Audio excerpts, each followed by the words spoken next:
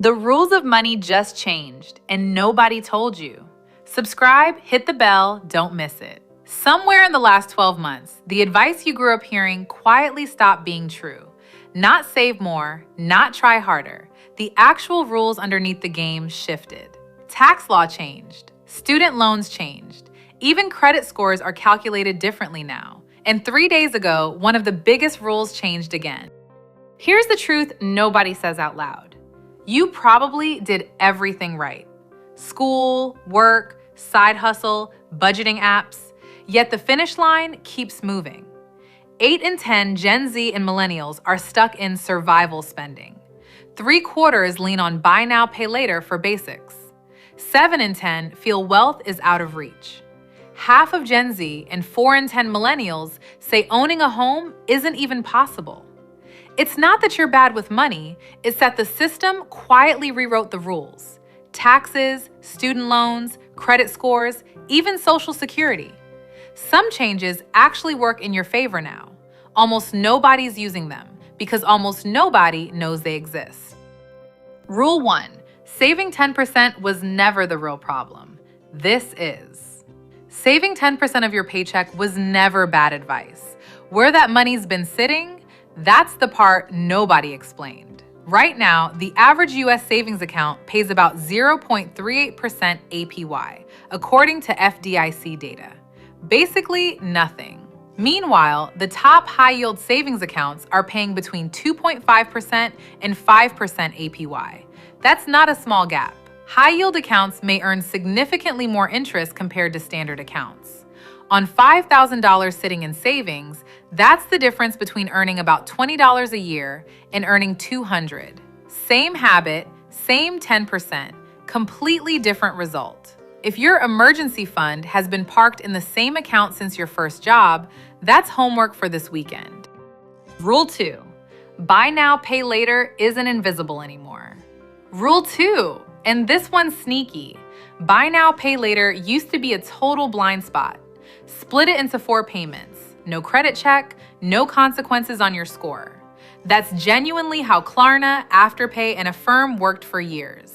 Not anymore. FICO is rolling out new scoring models that now factor in your buy now, pay later activity. How many plans you've opened, how often, whether you paid on time. It's rolling out gradually through 2026, so not every lender's using it yet, but it's coming. Here's why that matters specifically for you. The heaviest users of buy now, pay later are young adults and middle to lower income households.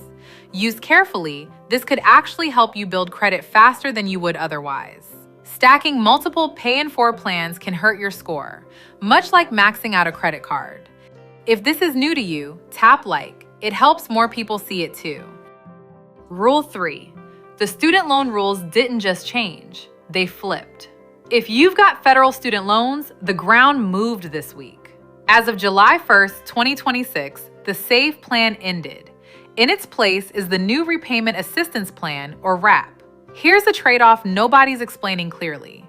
Under RAP, your payment is based on income, as low as 1% up to 10%, dropping $50 a month for every dependent you have. If your payment doesn't even cover the interest, the difference gets waived, so your balance stops silently ballooning. Repayment Assistance Plan may provide lower payments for some borrowers, but forgiveness requires longer commitments. The catch? Forgiveness now requires 30 years of payments, compared to the 20 to 25 years under older income-driven plans. And if you don't actively pick a plan, you can get defaulted into a pricier standard option instead. This isn't a deal with it eventually situation. If you're on SAVE and haven't chosen your next plan, that's this week's homework, not some days. Rule 4. New tax break tipped and hourly workers don't know about. Rule 4 actually puts money back in your pocket. If tips are part of your income, serving, bartending, driving for a delivery app, you can now deduct up to $25,000 of tip income from your federal taxes. This runs through 2028, so it's not a one-year fluke. The list covers around 70 eligible occupations: servers, bartenders, salon workers, delivery drivers, personal trainers, and more. So it's worth checking if yours qualifies before you assume it doesn't.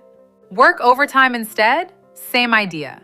The overtime time and a half portion of your pay can now qualify for up to $12,500 in deductions, $25,000 if you're married filing jointly. Stack that with the new standard deduction, $16,100 for single filers in 2026, and a server or a bartender making decent tip money could be keeping thousands more than they did 2 years ago.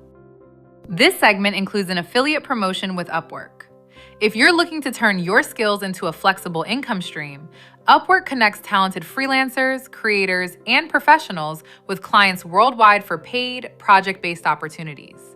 Check the Upwork link in the description to learn. Rule 5. Retirement accounts got a bigger ceiling and a new catch. If you've got a 401k or an IRA, the contribution limits went up again for 2026. Up to $24,500 for 401k plans and $7,500 for IRAs. More room to shelter money from taxes than you had 12 months ago. There's also a quieter new rule for later. Starting in 2026, if you earn over $150,000, catch-up contributions after age 50 must go into a Roth account instead of pre-tax. Sounds irrelevant at 25, right? It isn't. The entire point of a Roth dollar is that it grows completely tax-free for as long as it sits there. Start putting even a small amount into a Roth at 25 instead of 35. Starting earlier can lead to greater growth due to compounding, though results vary. Time in the market is doing most of the actual work, which means the version of you starting today has an advantage the version of you starting at 40 simply won't have. Rule 6. The retirement finish line moved. And Rule 6, the one everyone loves to ignore. Full retirement age for Social Security is 67 for anyone born in 1960 or later.